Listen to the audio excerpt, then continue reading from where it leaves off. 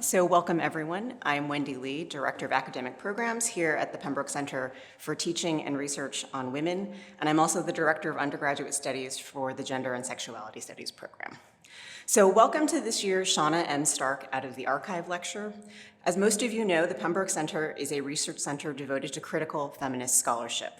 The center houses the Pembroke Seminar, a year-long intergenerational advanced research seminar, Differences, a Journal of Feminist Cultural Studies, undergraduate and graduate programs in gender studies, and as the name of the Out of the Archive series might suggest, the Pembroke Center Archives.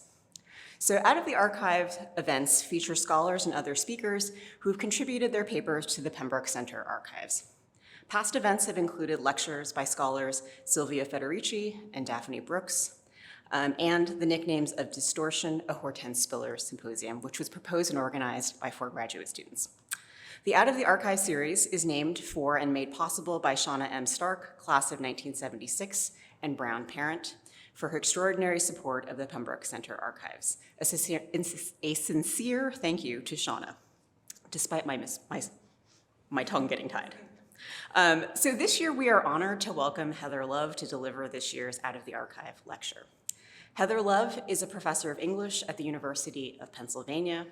Professor Love's research and teaching interests include gender and sexuality studies, 20th century literature and culture, affect studies, sociology and literature, disability studies, film and visual culture, and of course, critical theory. She is the author of 2 books, Feeling Backward, Loss and the Politics of Queer History, published in 2007, and Underdogs, Social Deviance and Queer Theory, published in 2021. Professor Love has co-edited special issues and an essay collection, and she has published numerous peer-reviewed articles. I will highlight just one of her many, many articles by noting that Doing Being Deviant, Deviant Studies Description, and the Queer Ordinary was published in Differences, which is again housed at the Pembroke Center. That article appeared in the 2015 special issue on queer theory without anti-normativity, edited by Robin Wiegman and Elizabeth Wilson, who is here in the audience. Professor Love's talk today is taken from her current project, To Be Real, on the uses of the personal in queer criticism. The book addresses the paradox of the use of personal anecdotes by critics who question the foundations of the subject. Given prevailing skepticism regarding personal sovereignty and self-knowledge, Professor Love asks, who is the I that speaks in such criticism? In this talk, Professor Love will examine the emergence of the personal voice in the work of Barbara Johnson, one of the foremost avatars of deconstruction. As some of you already know, Barbara Johnson's papers are also part of the Pembroke Center Archives. Both Professor Love's and Johnson's papers belong to the Feminist Theory Archive, a strategic collecting direction within the center's archives. Professor Love's lecture today is the first time an Out of the Archive lecture features a contributor to the Feminist Theory Archive speaking about the papers of another donor to the Feminist Theory Archive. As my students might say, how meta. The Pembroke Center welcomes students, scholars, and the public to use Heather Love's and Barbara Johnson's collections, which are open and available for research at Brown's John Hay Library. Given that Professor Love's lecture is on the uses of the personal, I'm going to take that as a bit of license to be real and slip into the personal. I'm a scholar trained in literary studies. Until working on these remarks, I had not contemplated, or actually not at least fully contemplated, the joys of being the person charged with introducing a scholar like Heather Love, whose skill as a close reader I deeply appreciate. My initial read of her abstract for today's lecture prompted me to reread some of Professor Love's published work on the relationship between the impersonal and personal in queer criticism. I intended my rereading to involve just skimming her 2011 GLQ essay, His Way, Heather Love on D.A. Miller, and perhaps also Heather Love on Lauren Berlant in her 2012 essay, What Does Lauren Berlant Teach Us About X? I should have realized that this idea of just skimming was really silly at best, because I not only did more than just skimming, I became completely absorbed in reading and annotating Love on Miller and Love on Berlant, and then going down a rabbit hole of then feeling as if I also needed to reread D.A. Miller's Jane Austen and the Secret of Style, Lauren Berlant's The Female Complaint, and then looking again at Barbara Johnson's essays to think about which ones Heather Love might talk about. So this introduction took a lot longer to write than I had planned. Reading Love, reading Miller, and Berlant is to be directed to notice what we may not fully notice before about the tensions between the personal and the impersonal, the particular and the general in their work. What Professor Love says of Berlant in The Female Complaint might also characterize her own readings of the uses of the personal. That is, she aims not, this is Love speaking of, I think actually I'm going to say this, we can interpret this as Love, how we might understand Love. She aims not to integrate the particular and the general, but rather to short circuit the distinction between them, which I think is so important in this moment when the idea of the personal still just gets used so vaguely, and the idea that the person, whatever the personal is, may be political. So Professor Love will speak about, in some part, Barbara Johnson as a teacher. And as I reread Heather Love and Barbara Johnson, I realized that reading them is not just reading about any particular text, but is to be taught about that text and to be taught about reading more generally. So I look forward to what Professor Love will, through her careful readings, teach us not only about the emergence of the personal voice in Johnson's work, but also about the very work of reading in the Barbara Johnson papers. So I will now turn things over to Professor Heather Love for her talk, Repeat What We Don't Understand in the Barbara Johnson Papers. Thank you. Thank you very much. Is that good? Okay, thank you, Wendy, for that really beautiful introduction. I'm sorry I waylaid you. I wanted to also thank Amanda Knox and Mary Murphy for their help in the archives, to thank my research assistant, Jonathan Dick, who has helped with the donation of my papers and also helped me do the research for this paper, and also just everyone at Pembroke. And I'm very grateful for the archive, and I'm very happy to be here speaking on this topic. Yeah, and things are going to get meta. I think that's pretty clear. Okay, all right. I had never heard of deconstruction before arriving at Harvard in the fall of 1987, but in the spring of my freshman year, I took a course called Deconstruction with Barbara Johnson, and while only half understanding most of what was going on, my brain caught on fire. Literary theory became a ruling passion, and eventually my life's work. A fact that I credit almost entirely to Johnson's influence and example. Johnson herself had burst on the scene in 1977 when she gave a talk as a graduate student on Edgar Allan Poe, Jacques Lacan, and Jacques Derrida, later published as the frame of reference and later collected in the Purloined Poe. With this lecture and the publication of her book, The Critical Difference, from 1980, Johnson established herself as the best literary critic of her generation. Having studied at Yale with Paul de Man, Johnson was known for her attention to rhetoric, the impersonal force of language, and the difference within that besets any act of signification.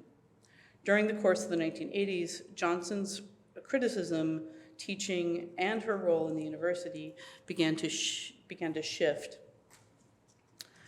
Turning her attention to what she called the difference between, Johnson began to engage more robustly with feminism, African American literature, and questions of canonicity. In 1987, she broadcast these commitments, publishing A World of Difference. In the introduction, Johnson reflects on her own work as a rhetorical critic. She writes, "The essays in this book are all attempt to transfer the analysis of difference as pursued in such studies as my earlier book, The Critical Difference, out of the realm of linguistic universality or deconstructive allegory and into contexts in which difference is very much at issue in the real world." So there's some scare quotes around real world there, but my time as Johnson's student overlapped with the publication of A World of Difference and with her increasing involvement in the intellectual and cultural politics of the 1980s. The tension between language and politics, between deconstruction and the real world was of significant interest to me since I was having both an intellectual and a political awakening in these years. I was also a teenager, interested in tension and conflict in general, canon wars or culture wars. I was up for whatever it was. Although I was perhaps overly attuned to transformation, I believe that this moment was transformative for Johnson as well as for me. Am I too close to the mic? Are you getting feedback? Okay, I just don't want to bum you guys out. It was transformative for Johnson as well as for me. During Johnson's lectures for Black women writers, which I took fall of my sophomore year, I sat next to the person who would become my first girlfriend by the end of the semester. Meanwhile, I watched Johnson becoming involved in feminism and anti-racist causes at the university, eventually becoming the interim chair of the Department of Afro-American Studies in 1990. In her scholarship, Johnson increasingly weighed in on debates in feminist and African-American criticism, expanding the purview of her work. She is now known not only as the clear... Oh, closer to the mic, okay. Sorry, thank you, I appreciate it. In her scholarship, she is now known not only as the clear-eyed interpreter of Derrida and Lacan, or the brilliant reader of Baudelaire and Mallarmé, but also the author of classic essays such as Apostrophe, Animation, and Abortion, and Metaphor, Metonymy, and Voice in Their Eyes Are Watching God. It was also during this time that Johnson began to write and speak publicly about herself as a lesbian. I did understand this moment as one of significant transformation in Johnson's career, but at the same time, it was hard for me to credit this knowledge since I didn't really think of Johnson as subject to change. Johnson was my brilliant teacher, a star in my firmament, and very much above the fray, even above the world. No one is actually above the world, I know that, or immune to transformation, of course, but I understand the concept. I learned about it in college. Jacques Lacan describes this kind of assumption of invulnerability in his account of psychoanalytic transference. The analyst, if things go well, becomes for the patient le sujet supposé savoir, or the subject supposed to know. For analysis to be successful, the patient must transfer childhood feelings to the analyst. In this case, the patient fantasizes a kind of omniscience that makes sense even of her own cryptic thoughts. In such acts of projection, confusion between role and player can occur, and indeed should occur. In Johnson's case, the transference was strong. I was not alone in experiencing this. I found this a kind of amazing note in the archive. Cara Olivia Heron, the novelist, was in Cambridge when I was, and this is actually a note written on Pembroke Center, not Pembroke Center, sorry, on the Radcliffe Institute stationery, and she's seen Johnson on her way home, and she says, "I'd just been working on you as a character in my novel, and there you were, I couldn't believe you were real." So, you know, these kind of feelings circled around Johnson, I would say. Okay, I was not the only one to feel this transference. We thought Barbara Johnson was a genius, and the world seemed to agree. Was she supposed to know? Because it seemed like she actually did know. I've had almost 4 decades now to reflect on these years. I have not fully resolved the transference, as is probably obvious. I'm still here working through it. But I have become a teacher myself and have also extensively studied this moment in the late 1980s in the context of the development of queer studies. Barbara Johnson is the subject of the first chapter of my current book project, To Be Real, on the uses of the personal in queer criticism. The book considers the way that queer critics, deeply influenced by the post-structuralist critique of the subject, nonetheless pioneered a style of personal criticism in the early 1990s, using anecdotes, slang, jokes, song lyrics, and sex talk to renovate academic criticism. To glimpse the contradiction, consider Judith Butler's borrowing from Nietzsche, there is no doer behind the deed. This is in Gender Trouble, of course, to question the grammar of the subject. At the very same moment, Eve Kosofsky-Sedgwick asserted that queer can only properly signify in the first person. In the book, I describe how queer critics navigated subjectless critique as a matter of style, finessing the question of identity, at once the subject of the most forceful critique in the field and at the same time key to its intellectual and political power. Although Johnson was not a queer critic, the conflict between linguistic post-structuralism and identity politics that she navigated is crucial to the formation of the field. It was certainly crucial to the formation of this critic, who, as a young lesbian trained up in Derridian deconstruction, went on to discover queer studies just a few years after leaving Harvard. Today, I'm drawing on my experience of Johnson's student, her published work, and textual traces in the Pembroke Archive in order to reflect on the crucial passage in Johnson's work and in the history of criticism.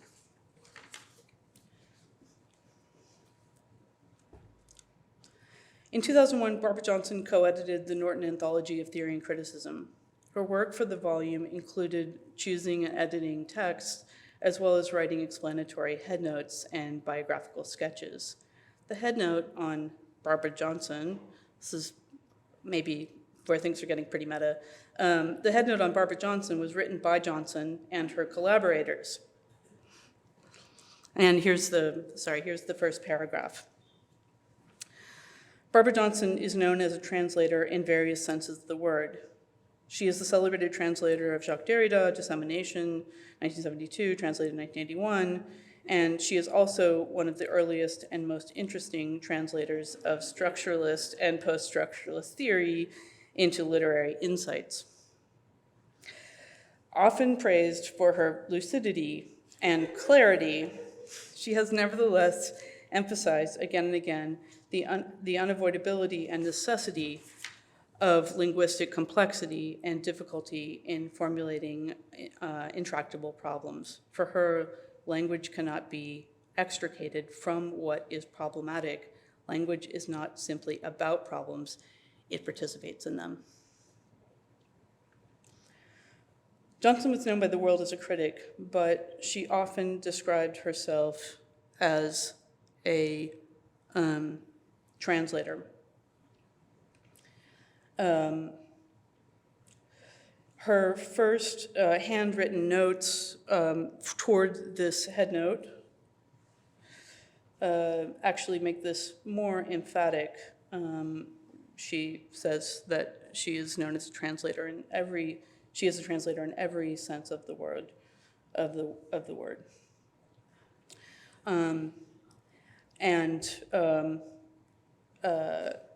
And as you can see, she says translator in every sense of the word and is known for dash blank.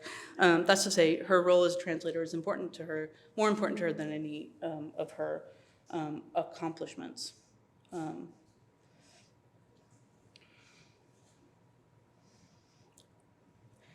Johnson's superb translation of Derrida is partly responsible for her uptake of his work in the Anglo-American context, but she also saw herself as a translator in the sense of translating post-structuralist concepts to literary insights, and thus of translating between philosophy and literature.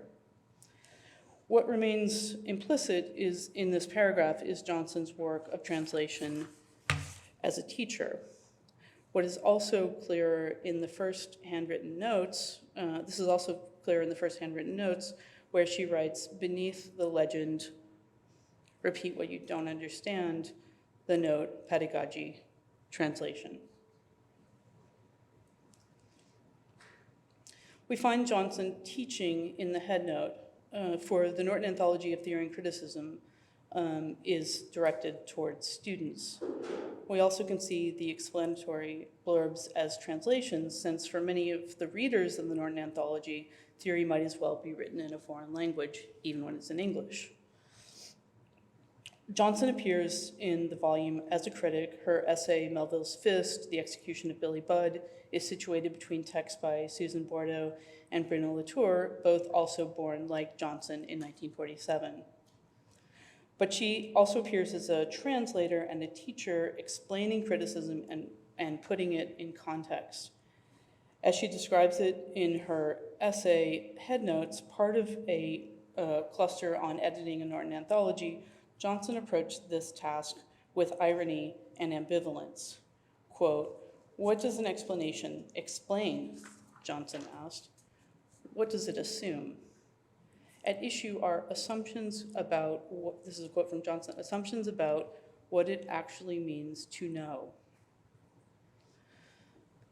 The question about the nature of knowledge, and furthermore about what knowledge blocks or represses, and what ignorance can set to work, are at the heart of Johnson's pedagogy and her theory of translation.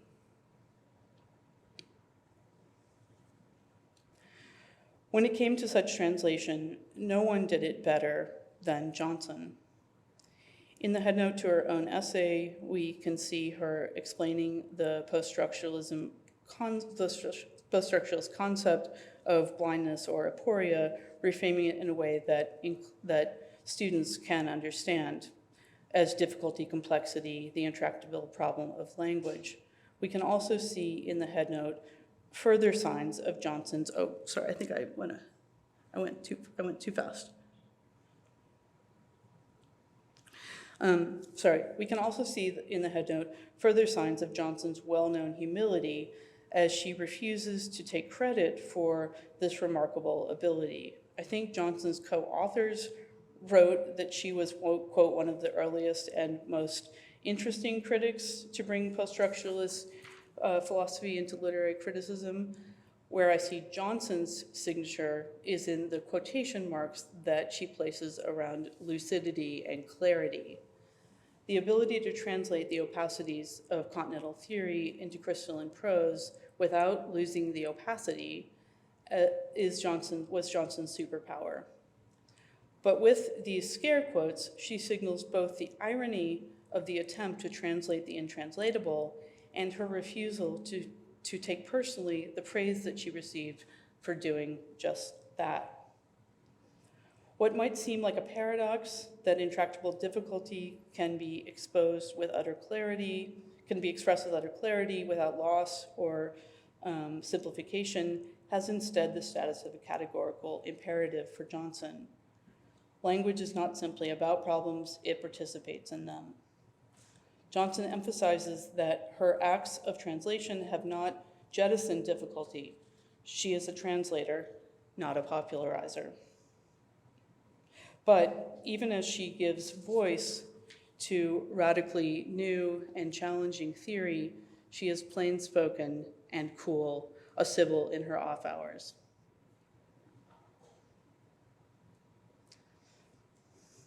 Although Johnson does not explicitly address her own teaching as a form of translation in the first paragraph of the headnote, that is the focus of the last paragraph of this short essay.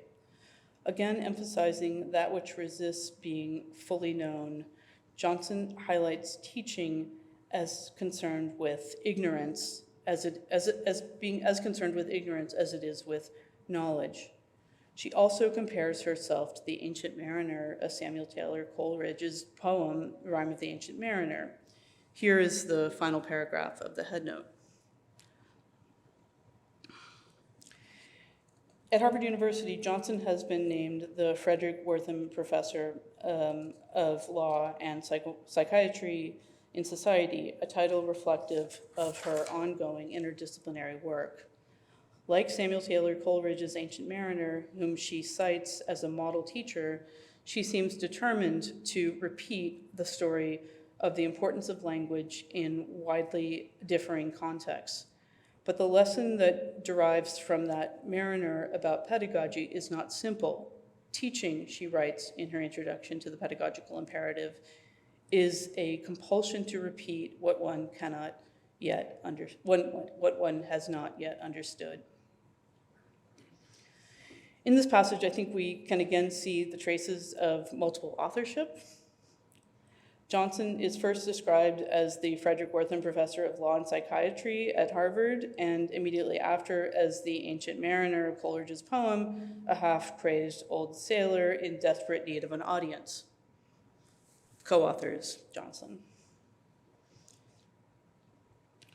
While the paragraph begins with a statement of public accomplishment, it soon turns to an acknowledgement of the impossibility and ignorance that subtend such accomplishment.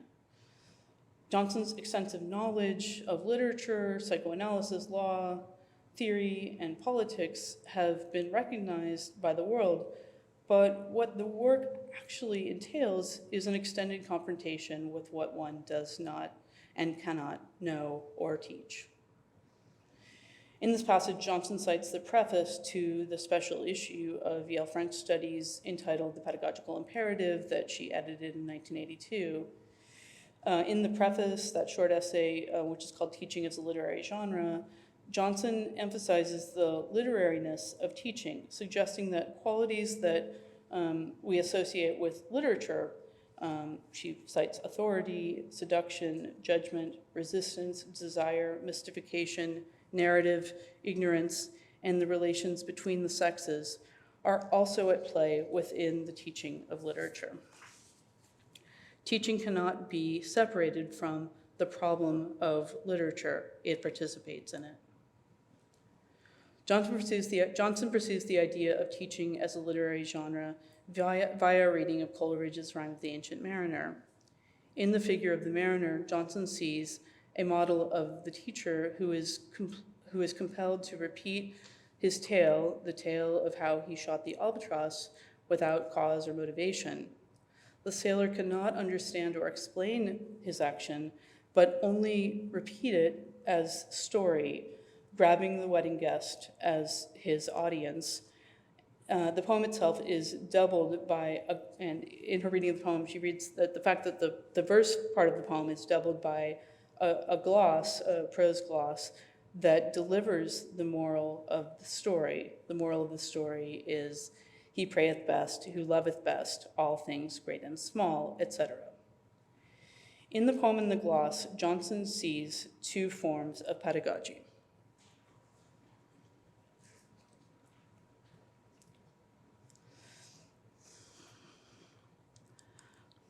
The gloss tries to transform injustice into, transform linguistic knowledge into existential knowledge, and to fill gaps and discontinuities with causal explanation, moral judgments, or at the very least, evaluative descriptions.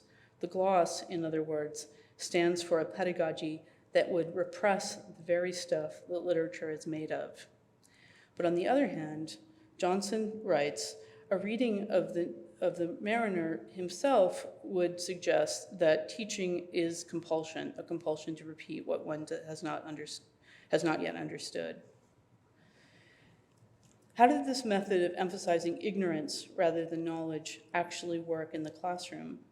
Johnson's essay, Teaching Deconstructively, finds her at her most pedagogical in that she addresses in this essay her concrete practices of teaching literature. In this essay, she describes the challenge and excitement of teaching difficult poetry, specifically the poems of Stéphane Mallarmé.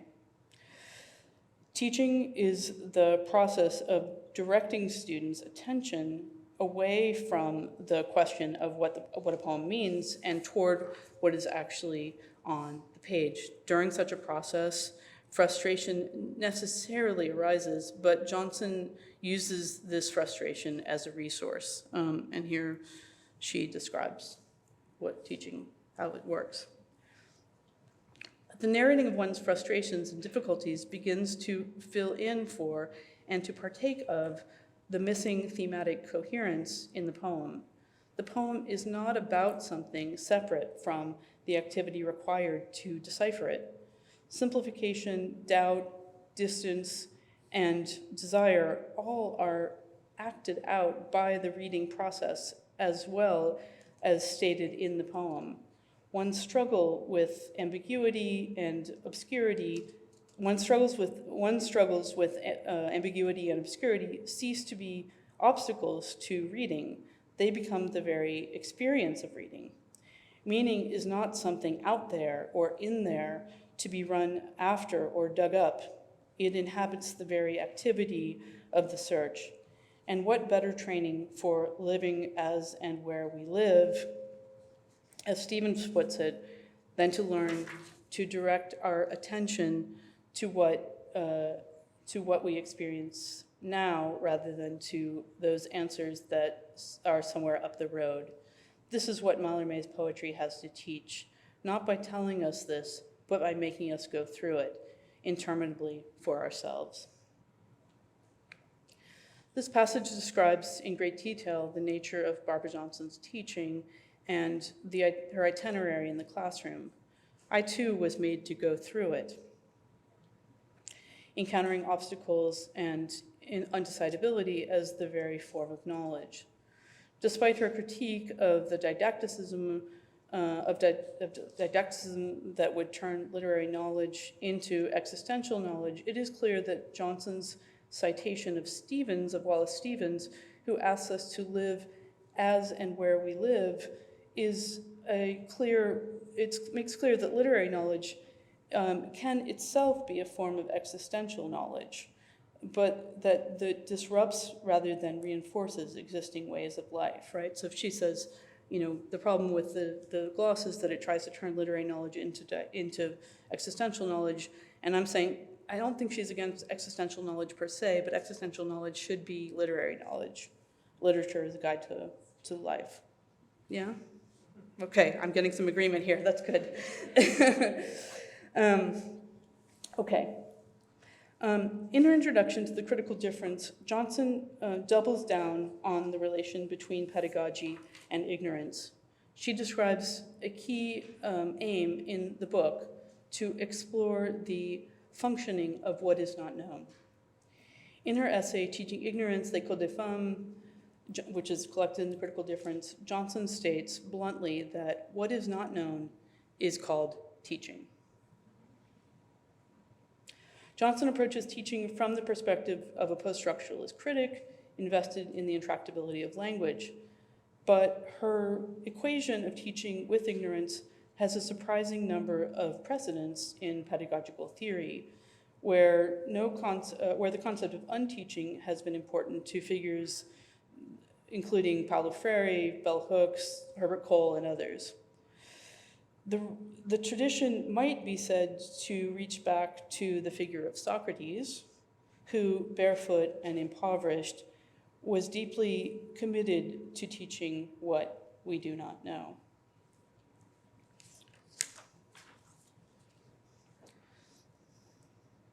It might seem surprising that Johnson's original model for such teaching was Paul de Man, the rhetorical critic who is most identified with the Yale School of Literary Criticism.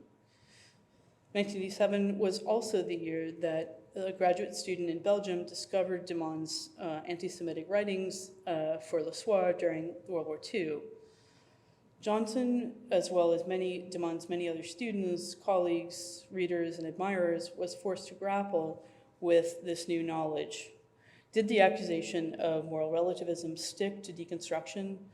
Did investigation into the arbitrariness of the signifier inevitably lead toward fascism?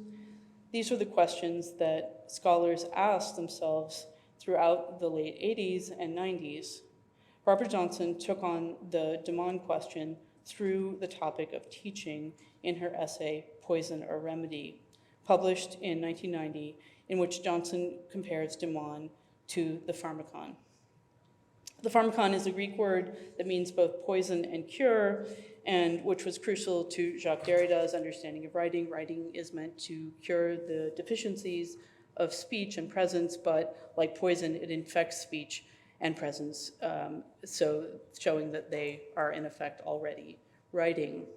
In the essay, Johnson focuses on the question of de Man's impersonality, even inhumanity, as a teacher. She suggests that his replacement of pedagogical authority with the authority of the text allowed for profound learning in the classroom. But embracing impersonality also made de Man complicit, Johnson argues, with the lie of universality. The ways in which Johnson describes de Man's self-effacement in relation to the text and are extremely resonant. They echo Johnson's well-known self-effacement, the quality of her attention, her wish to be known as a translator first and foremost, the clear waters of her intelligence, basically showing the text to her students rather than putting herself in the way. But she also took seriously the ethical and political failure of the embrace of impersonality. Johnson, as de Man's inheritor, Derrida's translator, and the American voice of deconstruction, actually had access to the privilege afforded by universality. That is to say, despite the fact that she was a woman, her ability to voice with almost uncanny clarity and lucidity the difficulties of language allowed her to circulate as a disembodied, unmarked critic. As in the case of de Man, this form of privilege was not straightforward. It was a power that inhered in self-effacement, ceding authority to the text and embracing the irony of Socrates. These are very solid alibis, evidence that one is not grasping power for oneself, but standing in the place where power is not, where it cannot be. But I think Johnson's understanding of impersonality shifted across the 1980s. The de Man affair was part of this process, and I think her increasing engagement with women's and African American literature was another. She came to understand that to adopt the cloak of impersonality, even as a strategy of divesting oneself of power, was a form of privilege. The move from the critical difference to a world of difference was clearly one phase in Johnson's attempt to divest herself of the authority of impersonality and to speak to the way that difference matters in the world outside the text. She states that her aim in the later book is to transfer the analysis of difference out of the realm of linguistic universality or deconstructive allegory and into contexts in which difference is very much at issue in the real world. I've put that already. This form of translation poses different challenges from the translation of linguistic opacity. Johnson goes on to ask, oh, I'm being too quiet? Okay, sorry. Get some water.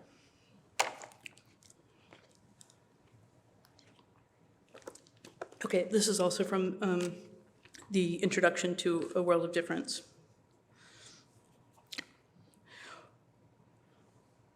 What are the political consequences of the fact that language is not transparently expressive? It's not a transparently expressive medium. What role does literature's radicalization of this fact play?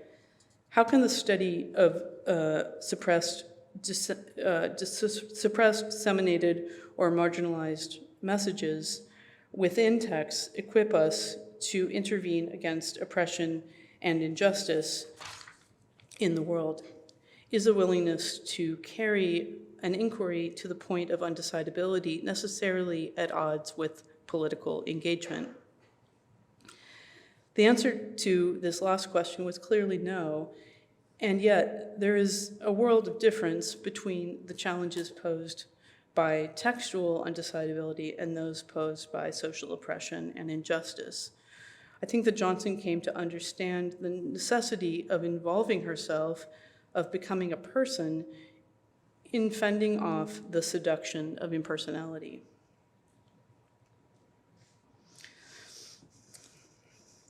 We can look not only to the introduction of A World of Difference to see evidence of Johnson's struggle with impersonality, but also to her writing about the Harlem Renaissance novel Passing by Nella Larsen. There's that edition that I had back in the day, maybe familiar to some of you. In 1986, Rutgers University Press published an edition of two of Larsen's novels, Quicksand, 1928, and Passing, 1929. The editor of this volume, Deborah McDowell, also introduced it with a brilliant essay that would come to change the course of African-American literary criticism, feminist studies, and my own scholarship. McDowell argued regarding Passing that this novel about racial passing isn't actually about passing.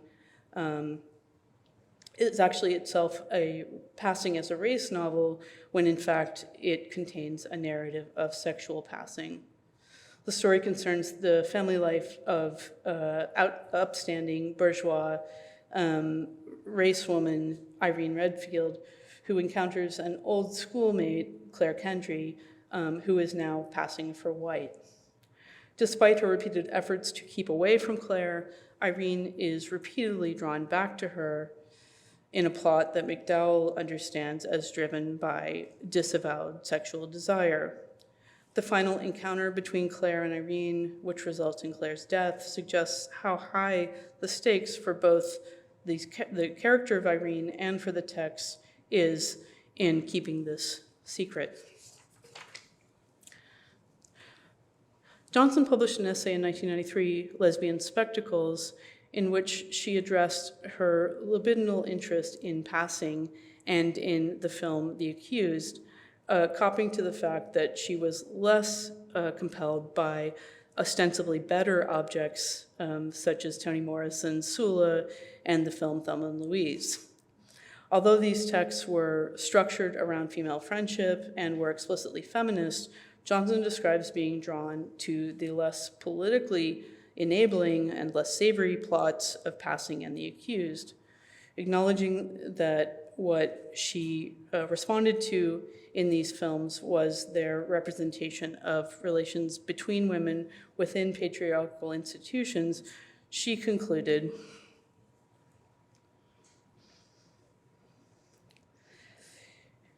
"It is transference onto the phallic mother, the woman whose appeal arises from the position of her position of power her position in a power structure that infuses my reading of the film. Simple as that."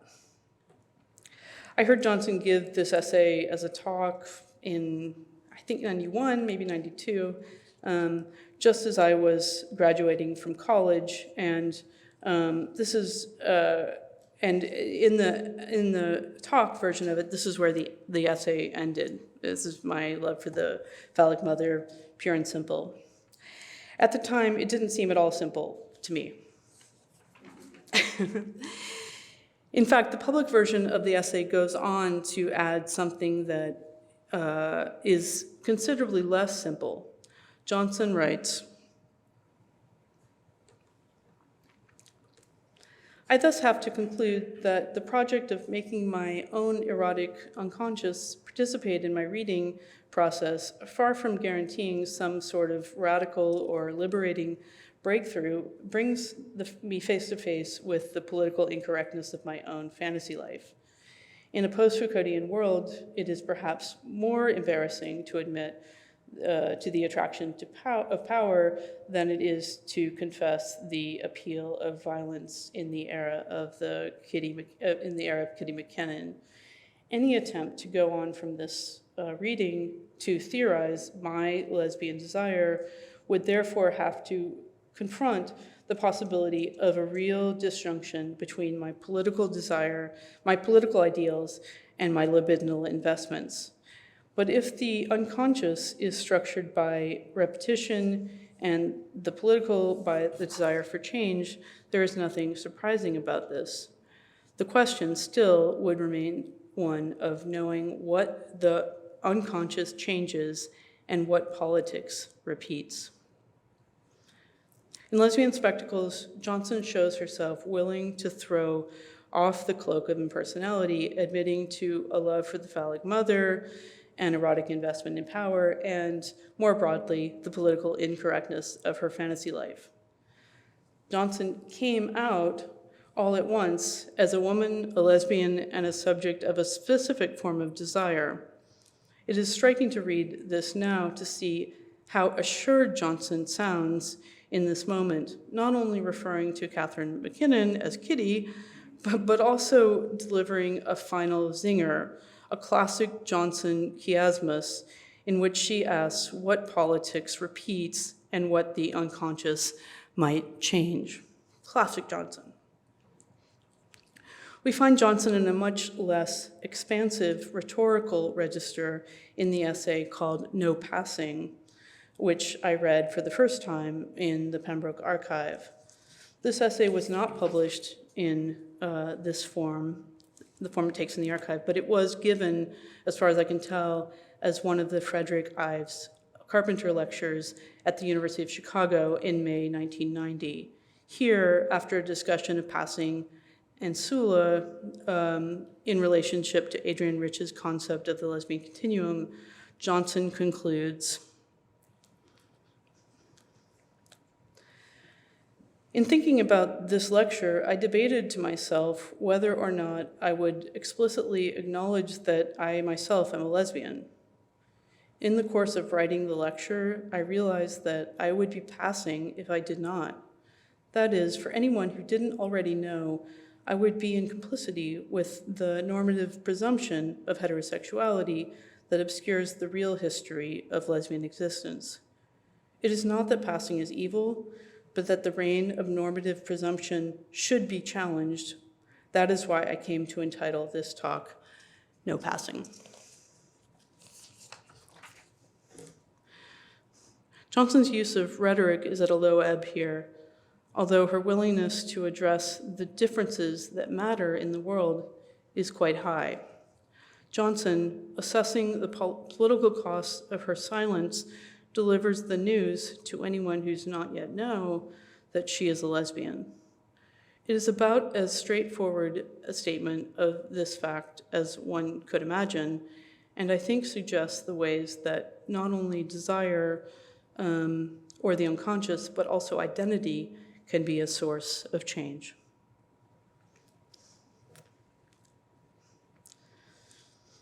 That was certainly the case for me. Being or becoming a lesbian, along with studying with Barbara Johnson, has been the central fact of my intellectual and professional career and of my politics.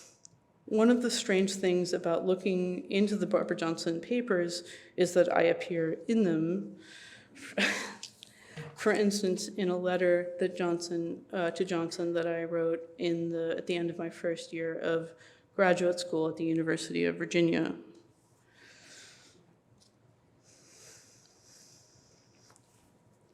In the letter, I report on the first year of the PhD program, which has brought me newly into contact with the field of queer theory.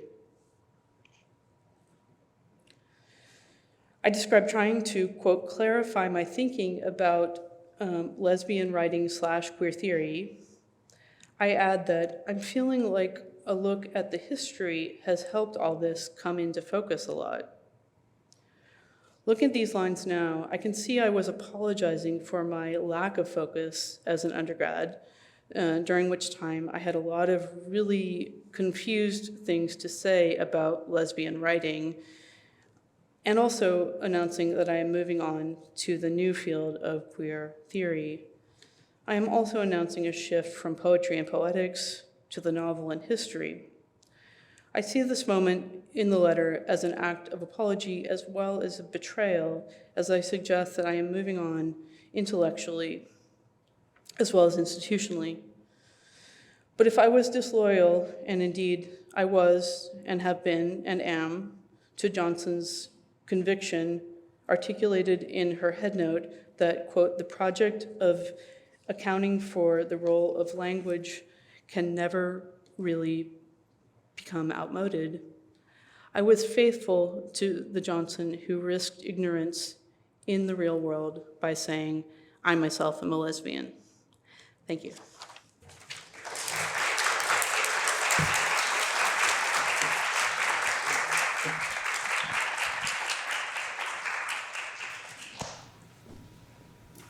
Have time for questions. There are mics going around, so if you would like to ask a question, raise your hand, and the mic will come to you.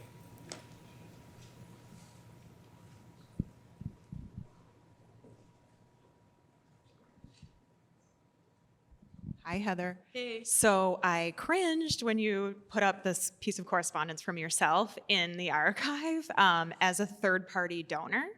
So what did it feel like to you to find yourself within the archive, Barbara Johnson's archive, that had been donated to an archive prior? Okay, now I was so on top of all this while I was Yes. talk, but So that letter Yeah. that you wrote to Barbara Johnson Yeah. came into our archive before you donated your collection to us. right. So are you supposed to ask permission of me or something? I mean, no, Okay. but you do it just came, it came into the archive. How did that make you feel? Did you have any reaction to that? Yeah. Okay, so No, could I you mean, share? I mean, to be frank, when I visited the archive to look at, the whole experience of looking at Barbara Johnson's papers has been a very heady one for me. Oh, sorry. It's been very heady and has made me think a lot about the past and the ways I was influenced by her. But to be totally frank, when I first saw the finding it online and saw my name in it, I just called up that stuff first because I couldn't. Yeah, I wanted to know what was in there. So no, it was. And luckily, there were no bad surprises. It was all nice stuff or whatever. But it was. It's strange to have my own stuff collected in the archive. I'm extremely grateful, but I think you guys did some kind of email blast that had a picture of me from high school and some of my teenage diaries or whatever. And I was like, oh, that's my handwriting gone out to I don't know who. So the whole thing has just been, a trip. And a good one, a good trip. It was meaningful to me, obviously, to know that Barbara had kept those letters that I'd written to her. She had some comments on other things that were nice to read. I was, I wouldn't be doing this kind of project, I suppose, if I weren't kind of up for it. And it's really, what I'm trying to kind of get to here is articulating this sort of join between the personal and the intellectual that, I think we haven't really, I think a lot of the work about that or that exemplifies that doesn't quite, for me, doesn't kind of scratch the itch that I have in terms of just how that those connections are not straightforward. I don't know how to say it exactly, but it's a bit like that moment where I'm talking about the fact that, Barbara Johnson, despite being the most humble critic of all time, I think I'm right about those co-authorship and where she wouldn't praise herself and, she's constantly sort of giving credit to others and stepping back, but that she came to see that as a form of the exercise of power. It's that kind of dialectical understanding of personhood that I want to get at. But to do that, you have to be you have to have a kind of constitution that makes you able to look at personal material and be sort of willing to think it all the way through. So this was just more fodder for my mill. I was happy with it. Yeah. Heather, thanks a lot. I have two questions. One is in the realm of the personal. I have never gotten over my transference with Barbara Johnson. I mean, as far as I'm concerned, she does know, absolutely. I'm with you. So I just wanted to ask you if you'd made any progress in resolving the transference. Can I put you in touch with my therapist? No. No, so, I mean, I didn't make any progress for a long time, I would say. But I did sort of move camp away. Like, I was like, I can't work on poetry in grad school because it makes me go a bit crazy. Like, I was a bit crazy. Like, I didn't put some of the more revealing personal anecdotes in this paper, but I was having like a manic episode, I would say, all through college, and Barbara Johnson was like the angelic emanation for me, and stayed that way for a long time. But I was like, okay, no more poetry. Like, I have to end. And really, I'm interested in how the sort of I am a lesbian plus, language is not about problems, it participates in them, how those meet up and become queer theory. It didn't happen like we don't think of Barbara Johnson as the person who did that, but I think it's all there. And it's in her work, it's also in this transit in her work. That's what I'm sort of trying to argue. So by kind of decamping to queer criticism and to other figures and other modes, and now I teach interdisciplinary gender studies, right? When I talk about betraying this inheritance, it's true, I do. I'm like, okay, let's read some sociology now, right? So it's a different thing that I'm doing, and I think that has just helped me to feel that I have my own thing going on. But no, I mean, there's no better critic and no better teacher, and I think the only thing that we can really do, it really comes out of my feelings about teaching, that the only tribute is really imitation. I mean, it's just really trying to live out that legacy, because she's both like the smartest person I ever knew and the most humble, and I'm like, that's how we should act in this profession, and it's not always like that. So no, I mean, whatever. You can see that I haven't gotten Thank you. over it. My second question, I have no idea what's in the archives. I've never seen an archive in my life. That's why I'm introducing you. But is there anything personal Yeah, in the archives that, yeah, okay, and is there anything that surprised you? yeah. I mean, there's nothing but surprises in the archive. That's why it's good to go to them. You don't know what's there, and you can't predict what's there. I mean, in some cases you can, but in an archive like this, you really can't. And yeah, I mean, and I was saying earlier to Leela, there's a bit of a, I've actually done a lot more work on the sort of theory of archives and the ethics of archival research than I have actually done work in the archives. I've done some work in the archives, but I teach a bunch of classes that are about archives.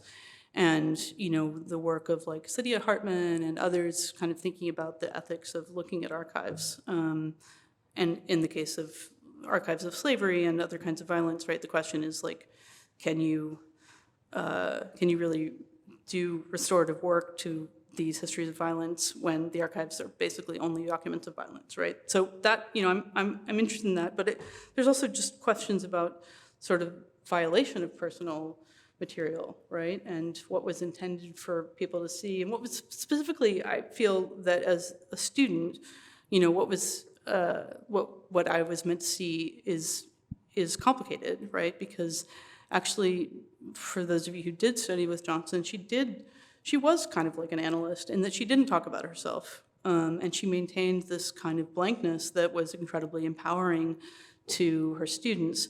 So yeah, no, I mean, there's like not quite medical records, but close to it, and and the question of the teacher's vulnerability, which I sort of touch on here in relationship to coming out, is quite present in Johnson's archive because of her extended illness and decline. So, you know, so there's a handwritten note about the deterioration of her handwriting, right? It was a neurological disease. And so I didn't touch any of that material in my talk, but yeah, that was a difficult encounter because of course I knew that had happened, but it's very different to see the traces of it. Do you mind if I ask? Oh, no, you ask. No. Okay, thank you for your talk.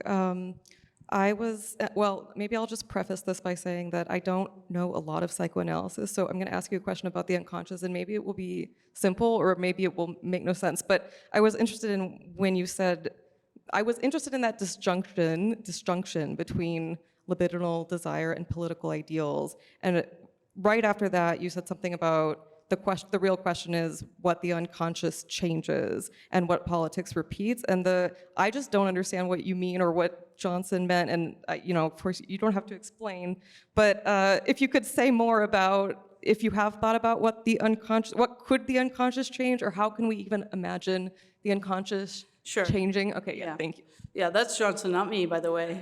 She thought of that, but yeah, I mean, I think she's just, she's looking at this example of these films and books where she, her desire is not activated by the good ones, it's activated by the bad ones. And she's taking this as an opportunity to reflect on the kind of split between what we should want and what we do want. It's an interesting question in relationship to Adrienne Rich's compulsory heterosexuality and lesbian existence, which has been really at the center of a sort of controversy about that for decades. But when she says what the unconscious repeats, that's to say, in the sense of like, we want what we want, right? The desire is uneducable, right? And that you can say like, oh, I'm only going to desire someone who I have totally equal power with and, is whatever, different from me in terms of all of these indicators, or, treats me well or whatever, right? And you have that idea. But guess what? Your unconscious is like, actually, I just want this or whatever, right? And this kind of interesting analysis of desires all over Johnson's work. There's a really interesting essay called Using People, which uses Winnicott also to think about the desire to be used. Again, it's not a personal essay, but I think, quite interesting in this regard. So politics is about social transformation, right? We want the world to change. And she's sort of saying the unconscious just keeps on wanting what it wants, and it's kind of retrograde, right? So if she makes that, she has that insight. And then she's like, does this kind of heady thing of saying like, well, what's politics repeat, and what might the unconscious change? That's a kind of speculative moment. She doesn't really follow through with that, but I think it's interesting to suggest that like, actually, I mean, it depends on what we mean by politics, but that politics might be a realm of kind of norms, and that the unconscious might have a kind of disruptive effect, right? She's sort of playing with that idea, but yeah. Heather, it's very moving for us that your papers and Johnson's papers are, as it were, sort of nested in our archives. And I'm also, speaking of really moved by that fragment, because it's I see there the apology of discontinuity and leave-taking. But I wanted to ask you, again, this is sort of a personal question about teaching. Is there a legacy? Have you thought of her and tried to be that kind of teacher? Or have you departed from No, there's continuity around the teaching. I mean, I don't think I can live up to it, because it really was like being in the presence of a kind of, I'm trying to fight the transference, I'm trying to fight the sort of, seeing Barbara Johnson as other than human, but there was this Sybil in the off hours thing, is trying to kind of give voice to the experience of being in her presence and her ability to, not explain literature, but to put you in the presence of what was intractable in it. I mean, it's just incredible, like it's really true. So, I teach all kinds of stuff. I don't think I'm as good of a teacher in any regard when it comes to literary text, certainly not to the difficult poetry that was really, kind of where her specific gifts shone. But I do think I've sort of tried in my own way to absorb the lesson of kind of the mix of personality and impersonality. There's ways to think about this through a kind of queer studies legacy in terms of impersonality. But I've always think of Johnson. I always think of Barbara Johnson. And so, for instance, I teach this class on friendship, which is sort of asks the students to design how we interact in the classroom, and where people are bringing a lot of material that is of a personal nature, but I ask them to treat it impersonally. And I think this is a challenge for all of us in gender and sexuality studies courses, right? But I say we want to be able to talk to each other, and it requires a sort of distantiation from ourselves to put this material on the table. But there's a gain there in terms of being able to talk about intimate material in a way that is sustainable.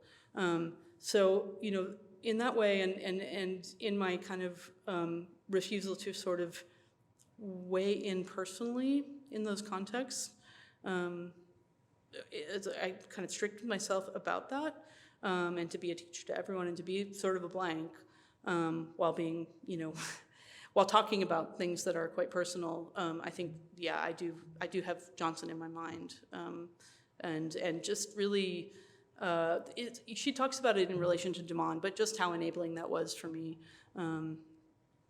as a style of teaching. So. Yeah. My question is actually following.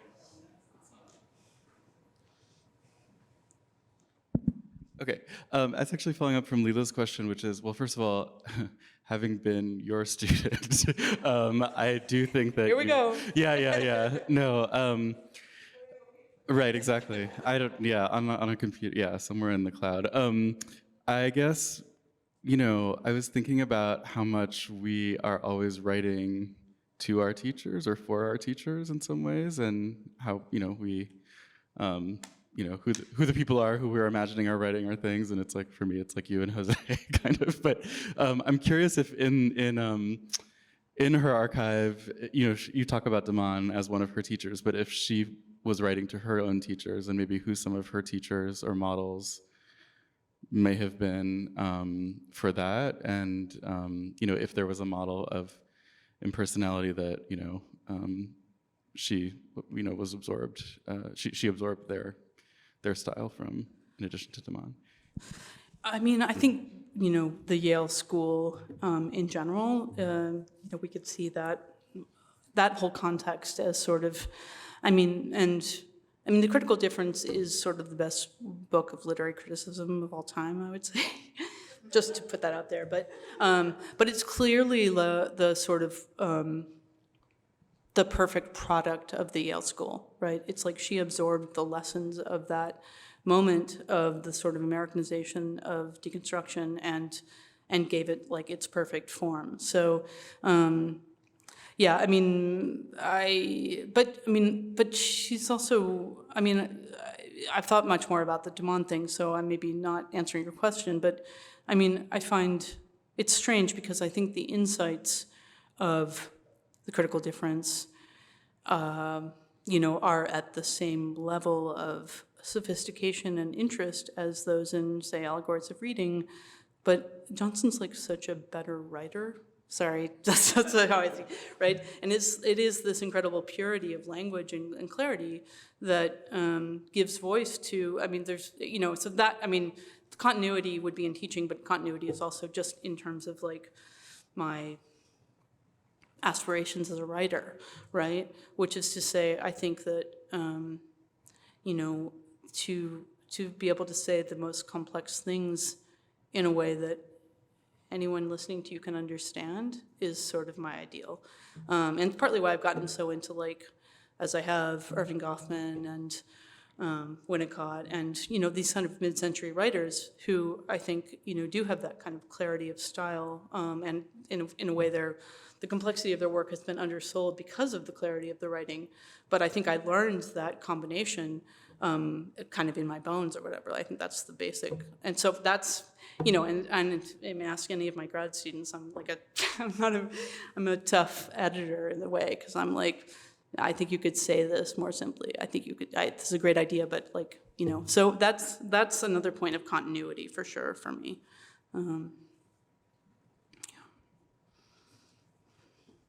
Hi, I have a different kind of question. I think, am I next?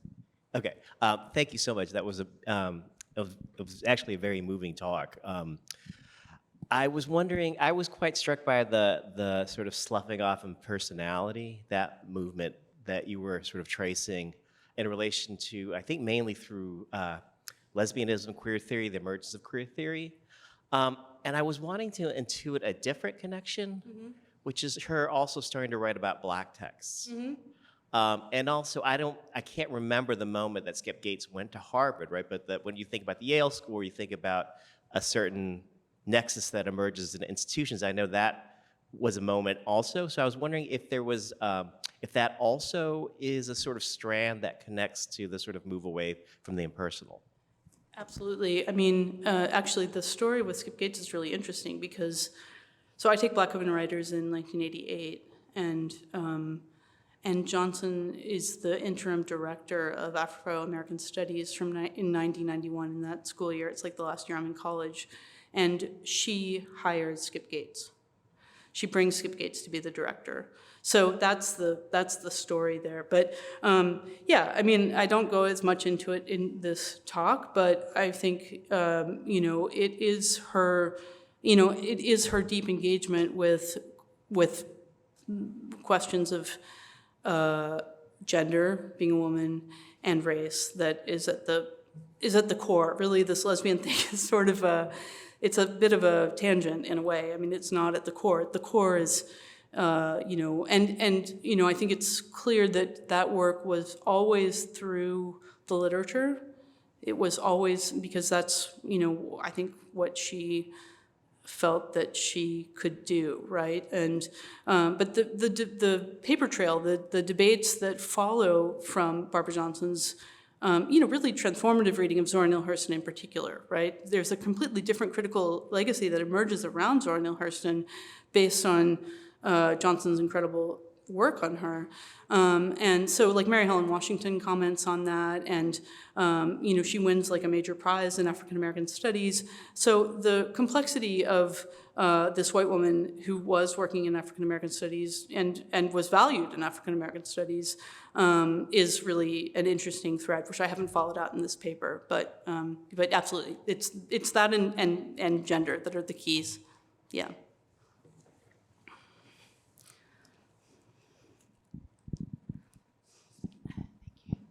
Hi, Heather. Hey. This was just lovely, wonderful. Thank you so much.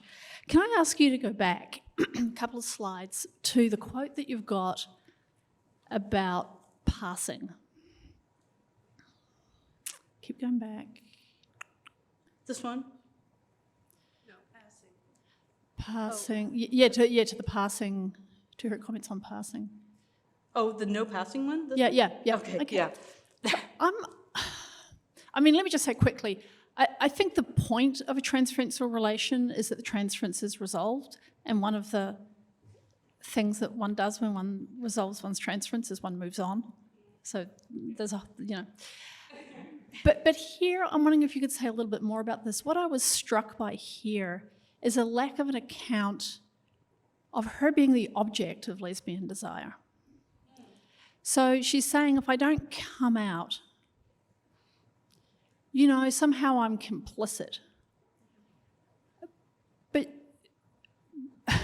she's still got a lot of lesbians and proto-lesbians in front of her, and she's making lesbians as she goes along, it seems, right? Yeah, right? So, I also went through kind of a lesbian factory as a student, right? That we weren't one when we went in, we were one when we came out, right? So there's something interesting here about her, you're talking about her humbleness and her standing back. She doesn't seem to want to be the object of lesbian desire. Do you want to say something more about this passage, in particular about the countertransference? Like, what does she not want? What is she not reading? What is she, in relation to her students? This is a lecture, right? I don't know. Those are some. Can you just talk a little around that?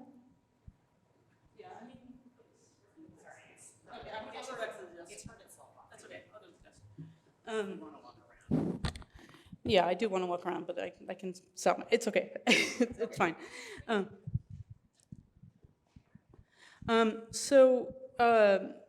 Yeah, I mean, I sort of want you to maybe push, I want to push you to say kind of, I mean, it's an impossible question, but where in the passage do you see her not addressing herself as an object of lesbian desire? It's just, I mean, it isn't there.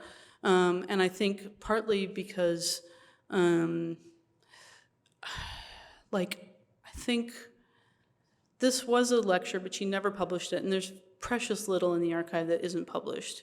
Even these just short handwritten notes, I found them all basically in published writing, more or less. She's one of these kind of people who's very good at using their material. And this she decided not to publish. So, and she gave it at Chicago. It's sort of not her home institution. And so I think there is a sense in which she does not feel seen by her students. I mean, she should have, because we were more or less stalking her. I mean, before she was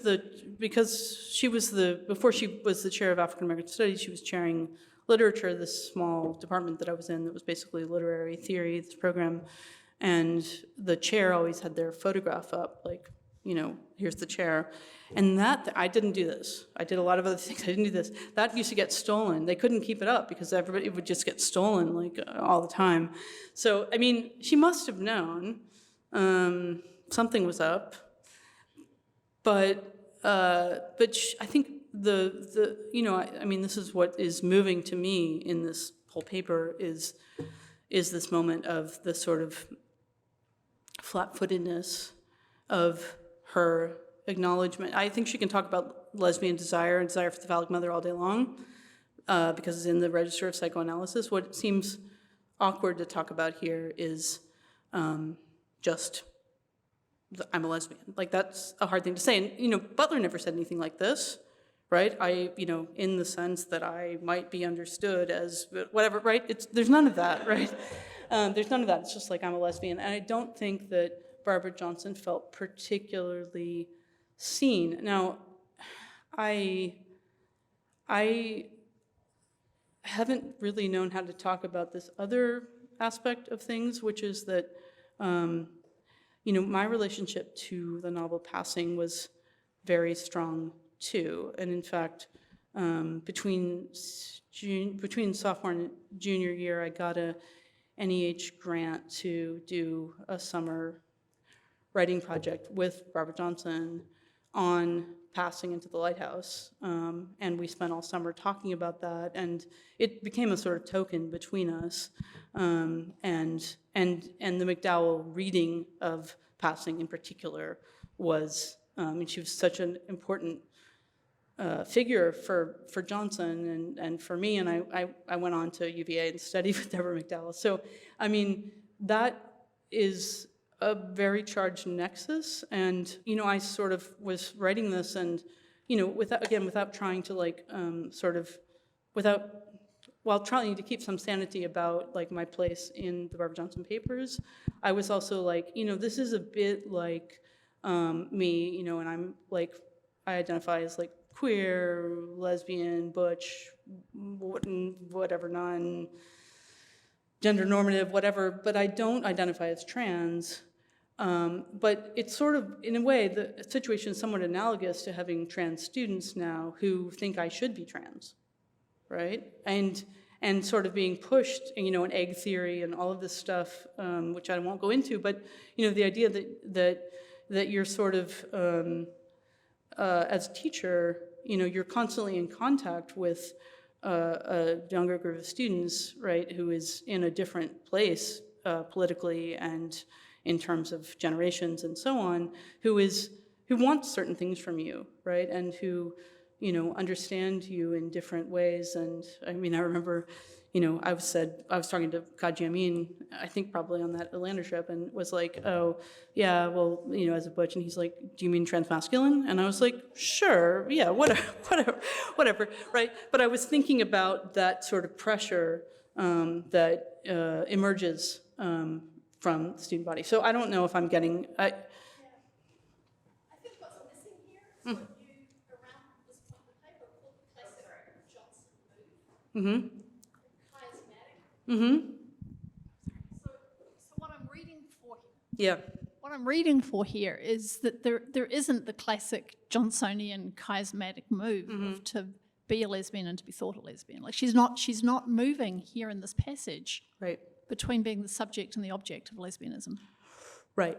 And I am trying to, in my, what I'm calling my faithful betrayal of Johnson's mode of thought, I'm trying to say that there is something basically awkward and non-dialectical about identity and coming out as a lesbian that is not the literary existential, it's just the existential, and that I find that as an important trace in Barbara Johnson's archive that is also the trace that I have followed, right? Which is to say that, you know, there's nothing more beautiful to me than a Johnsonian chiasmus, and yet, you know, we have to live in the world, and other modes of discourse are also important. So I want to leave this sort of as it is. That's kind of my point. Okay, sorry, we have time for one more question. Okay, so hold on. So I just want to make sure if there's more than one question, I think if we can stack them and then Heather. There's a reception too. Yes, so we can take Lynn and Stuart, if you can both ask your questions, and then Heather can decide how to. Mine's not really a question. I just, as a quick tag on, I think maybe there is that in the, that is for anyone who didn't already know in there. It's a little bit of a wink in terms of, I know some of you already know. Yeah, I feel like it's a little bit of a play of putting herself out there that she knows she's an object for some people. So I feel like I don't know. I agree with you. And I thought about talking about it, but I thought it was too complicated. Yeah. Because I think it also, There's a hint of that in there. I think it, just wanted to add that. I think it plays rhetorically, but I also think it plays as a kind of existential softening, because you know, as D.A. Miller says in Call for Papers, his response to bringing out D.A. Miller, Barbara Johnson wasn't in the closet, right? Passing does mean being in the closet, but she wasn't actually in the closet. Yeah, so I think it's both her as she's announcing her subjectivity, but also that she knows she's an object. I think that it's in there. So anyway. Yeah. Well, thanks, Heather. That was terrific. And this isn't quite a question, but it is short. But I was the two Johnson. I'd not read either of the Johnson essays on teaching. They were both. There's more. But they were wonderful. And I was just interested in that.